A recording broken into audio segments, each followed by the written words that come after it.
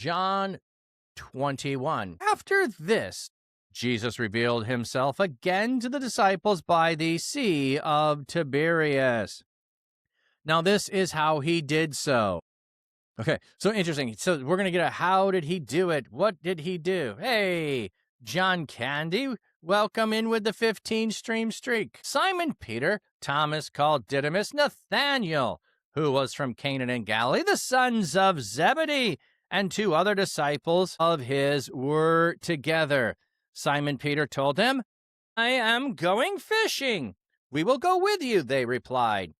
They went out and got into a boat, but that night they caught nothing. When it was already very early morning, Jesus stood on the beach, but the disciples did not know it was Jesus. So Jesus said to them, Children, you don't have any fish, do you? They replied, No. He told them, Throw your net on the right side of the boat, and you will find some. So they threw the net and were able to pull it in not able to pull it in because of the large number of fish. Then the disciple whom Jesus loved said to Peter, It is the Lord. So Simon Peter, when he heard that it was the Lord, tucked in his outer garment, for he had nothing on underneath it, and he plunged into the sea.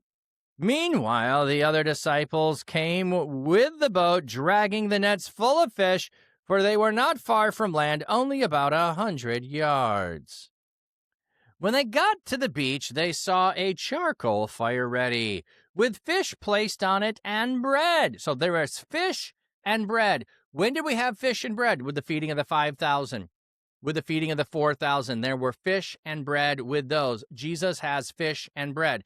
We have the bread that comes down from heaven. We have the bread here, the bread of life. And we have fish and bread. So where did Jesus get them? It does not say. Bring some of your fish you have just caught now. So Simon Peter went aboard and pulled the net ashore. Oh, it does have it here. I was thinking John was the one. It was full of large fish, 153. But although there were so many, the net was not torn. 153. Why such a number? There are several speculations. Many symbolic interpretations have been proposed for both points. Unity, specifically in the unity that the net is not torn, even though it's a large catch. And remember, he told them he would make them fishers of men. And now there is a large catch that is not tear the net. But the reader is given no explicit clarification in the text. It seems better not to speculate here, but to see these details and to get of an eyewitness. No, I think the 153 is pointing to something that they would have known. Both are sort of the things that would remain in the mind of a person who had witnessed it. Okay, they're not going to give me the 153.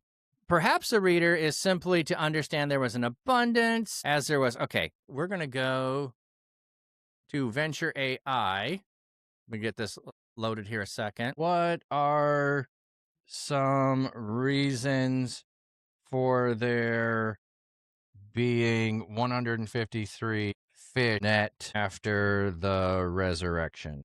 In Hebrew numerology, 153 corresponds to the phrase Ben Elohim, sons of God, or Ani Elohim, I am God, potentially symbolizing both Christ's divinity and the gathering of believers into the kingdom. Okay, so in numerology, if you're using what is the number of you take the sons of God, or I am, or Ane Elohim, or Bene Elohim, you add up the number of those, you get a number. It could be that.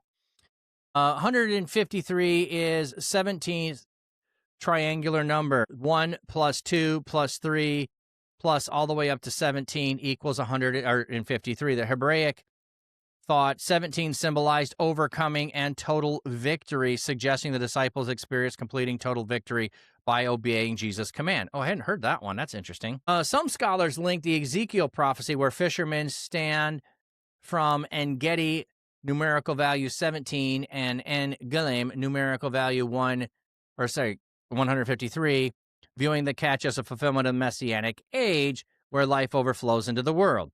Augustine and other early church fathers saw 150 as representing the totality of nations and people gathered into the unbroken net of the church, a picture of the gospel reaching all humanity. That's fine, except the number of the table of nations is 70, so why would 153 equal that? The number 17, which underlies 153, has been seen as 10 commandments law plus 7 gifts of the Spirit, symbolizing the perfect union of law and grace. Okay, that way I wouldn't go in. Some conservative scholars simply see it as accurate eyewitness. I think there's something else there going on as well in the 153 that the readers of the day would have known and understood, but we just don't know the reference there. Okay. Hey, Picasso, welcome in. Yesterday was your birthday. I hope you had a blessed day. Okay, 153. Come, have some breakfast, said Jesus. But none of the disciples dare ask him, who are you? Because they knew it was the Lord. Jesus came and took the bread and gave it to them and did the same with the fish.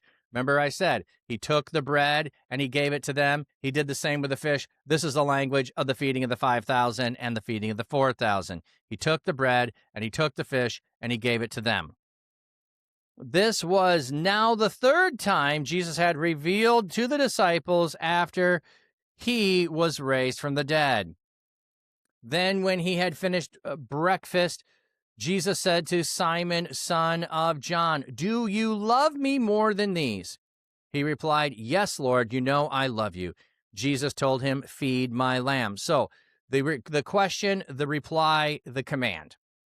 Jesus said to him a second time, Simon, son of Jonah, do you love me? Jesus replied, yes, Lord, you know I love you.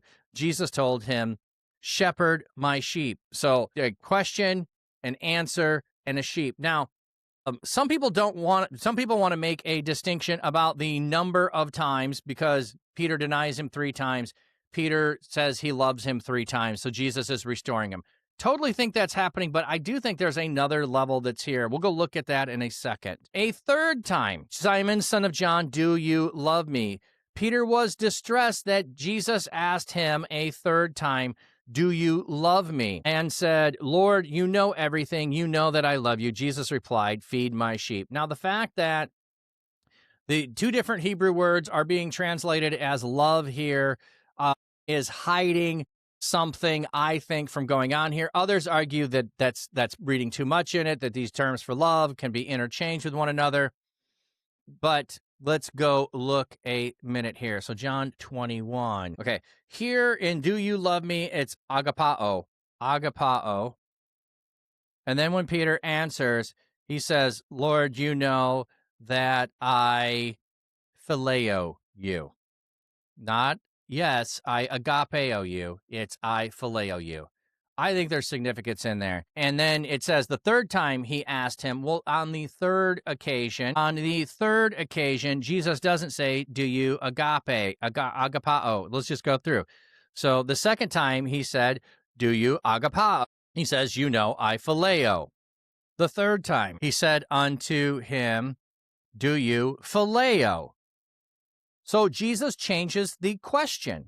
Jesus changes the question, and then he says, yes, you know, I phileo you.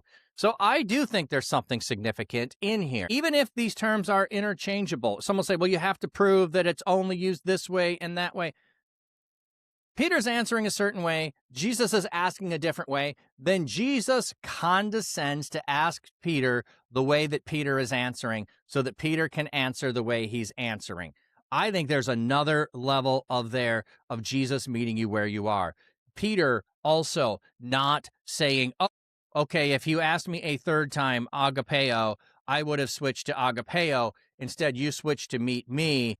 But let's just go look at when and where does this term show up. You're curious of how they're using the Old Testament. That's interesting. I've not looked in the LXX to see that. Okay, so we have, I don't want Matthew, I just want John. Okay, John. For God so agapeo the world, men agapeoed darkness rather than light, the Father agapeo the Son. If God were your father, you would agapeo me, you would love me. And agapeo is self-sacrificial love. Let's go look at Phileo, to love, to approve, to like, to sanction, to treat affectionately, to show kindness towards. Okay, again, just want to look at John's use. So John, therefore his sister sent him and said, Lord, behold, he whom thou lovest is sick. So here it's relationally. It's used as a relationship there. They said, look how he loved him. He that loveth his life shall lose it. So I think there's a distinction in how this is being used. I see a distinction. The world would love its own. The Father himself loveth you because you loveth him. Now, here in 16, it is that relational aspect, not the self-sacrificial. So I can see a point of saying he's not fully making it, but I would say there are plenty of places where the distinction, it does seem to me to hold true that the phileo love is not the same level of love that is being used with agapao. So anyway, I see him as taking the request and lowering the request to meet Peter where he's at. Yes, Peter denied him 3 times, so Jesus asked him 3 times if he loved him. He is healing schism. Absolutely, but I think there's something more. And I don't think there'd be any word change if that was the case. If it was only that, then I would think that Jesus would just ask, do you phileo me? And Peter would say, yes. Or he would say, do you agape me? And Peter would say, yes, I agape you. I think we would have matching. But Jesus asks twice one way and then switches to the way Peter is doing it. And Peter all 3 times says exactly the same thing. So I think there's something deep. I hear other people say, no, I'm reading too much into the Hebrew or into the Greek word there. I don't think I am. I think it's justified there because Jesus changes what he's saying to match what Peter's doing. And Peter says the same thing the whole time. So I think that's it. But anyway, in every case, the response to Peter is a call to be the shepherd. The call to Peter is to be tender of the sheep, to feed the sheep, to shepherd the flock, to do all those things. It is restoration, fully being called back to. So yes, it's obeying love. Yep, absolutely. Peter is restored through this. I tell you the solemn truth. When you were young, you tied your clothes around you and you went wherever you wanted. But when you are old, you will stretch out your hands and others will tie you up and bring you to where you do not want to go. Now, Jesus said this to indicate clearly what kind of death Peter was going to glorify God. So looking, the death of Christ glorified God. Here, Peter made the claim that he would go to death. He's just been restored from the promise that he would go to death. And he is going to go to death by the very thing he promised he would do.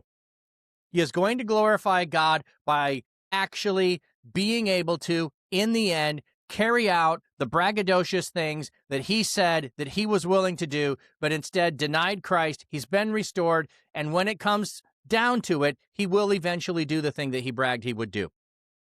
I love that part of the restoration there. Picasso, God does often give into what I want, so maybe it's happening here with Peter. Yeah, well, and it's, I think there's two levels here. Jesus meeting Peter where he is, and Peter not just being as braggadocious as he was, and he's saying, no, I can't do more. I can't do more. This is all I have. After he said this, Jesus told Peter, follow me, the call that he had to begin with. Peter turned around and saw the disciple whom Jesus loved following them. This was the disciple who leaned back against his chest at the meal and asked Jesus, who is the one who is going to betray you? Okay, so again, and maybe you're like, you've never heard the point that maybe it's Lazarus who is the disciple whom Jesus loved.